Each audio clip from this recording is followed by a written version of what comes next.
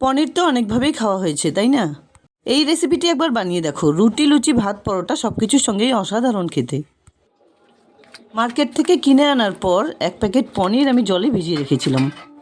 এখানে red cow কোম্পানির 200 গ্রাম ওজনের একটা ক্রিম পনির প্যাকেট নিয়েছি। প্যাকেটটা এবার খুলে পনিরগুলোকে কেটে নিচ্ছি। মার্কেট বা মল থেকে কিনে আনার পর পনিরটা কিন্তু অনেকটাই টাইট থাকে, খুব সহজে কেটে নেওয়া যায় না। এভাবে জলে কিছুক্ষণ ভিজিয়ে রাখলে সেটা কিন্তু নর্মাল হয়ে যায় আর সহজেই কেটে নেওয়া যাবে।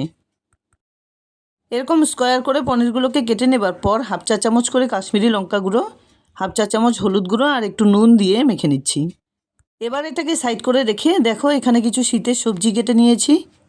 সবজির মধ্যে আমি এখানে কেটে নিয়েছি একটা বড় সাইজের নতুন আলু, কিছু ফুলকপি, ব্রোকলি, বিনস, গাজর, অর্ধেকটা ক্যাপসিকাম আর হাফ কাপ মটরশুঁটি। এগুলোকে সাইড করে রেখে একটা স্পেশাল মশলা বানিয়ে নিচ্ছি। তার জন্য একটা মিক্সার গ্রাইন্ডারে এক টুকরো আদা, 4-5টা কাঁচা লঙ্কা, 1 টেবিল চামচ পোস্ত নিয়ে নিলাম। একটুখানি জল মিশিয়ে খুব সুন্দর মিহি একটা পেস্ট বানিয়ে নিতে হবে। কড়াইতে পরিমাণ মতো সাদা তেল গরম করে পনিরগুলোকে ভেজে নিচ্ছি। এটা কিন্তু অবশ্যই তোমরা সর্ষের তেলেও বানাতে পারো। যেহেতু রান্নায় আমি সাদা তেলটাই প্রেফার করি, তাই সেটাই ব্যবহার করলাম। পনিরগুলো ভেজে নেবার পর ওই তেলে ফোড়ন হিসেবে দিয়ে দিলাম হাফ চা চামচ সাদা জিরে, সঙ্গে দিলাম একটা বড় সাইজের টমেটো কুচি আর সমস্ত সবজিগুলো মিশিয়ে দিলাম। তোমাদের পছন্দ হলে অন্য কোনো সবজিও ব্যবহার করতে পারবে। শীতের সমস্ত সবজি দিয়ে পনির এভাবে রান্না করলে খেতে কিন্তু অসাধারণ হয়। কিছুক্ষণ এভাবে নাড়াচাড়া করে এর সঙ্গে মিশিয়ে দিলাম পরিমাণ মতো নুন, 1 চা চামচ হলুদ গুঁড়ো, 1 চা চামচ চিনি আর সঙ্গে বানিয়ে রাখা পোস্ত বাটা। এই বাটি দিয়ে মেপেই 2 বাটি পরিমাণ জল মিশিয়ে দিলাম। আর সেই বাটি দিয়ে মেপেই 1 বাটি পরিমাণ জাল করে নেওয়া দুধ দিয়ে দিলাম। আবারও একটু নাড়াচাড়া করে 2-3 মিনিট ঢেকে এভাবে রান্না করে নিতে হবে। ঢাকনা খুলে একবার চেক করে নিচ্ছি।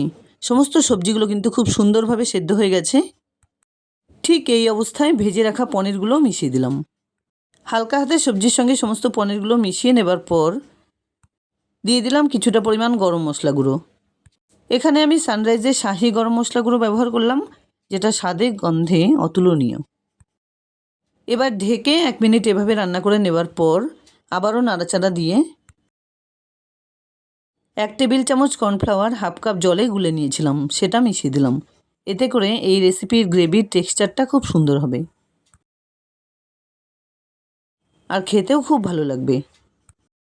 যাই হোক, রান্নাটা কিন্তু আমার এখানে হয়ে গেছে। এবার এটাকে নামিয়ে নিচ্ছি। দুর্দান্ত স্বাদের নিরামিষ সবজি পনির রেসিপি আমার এখানে রেডি অ্যান্ড সার্ভড। আশা করছি বন্ধুরা আমার এই রেসিপিটি তোমাদের খুব পছন্দ হয়েছে। যদি এতটুকুও ভালো লেগে থাকে তাহলে প্লিজ ভিডিওটাকে একটা লাইক করো, শেয়ার করো ফ্যামিলি ফ্রেন্ডসদের সঙ্গে।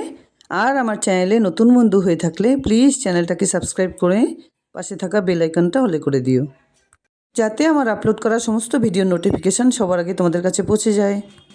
দেখা হচ্ছে নতুন কোনো রেসিপি নিয়ে। ভালো থেকো, ধন্যবাদ।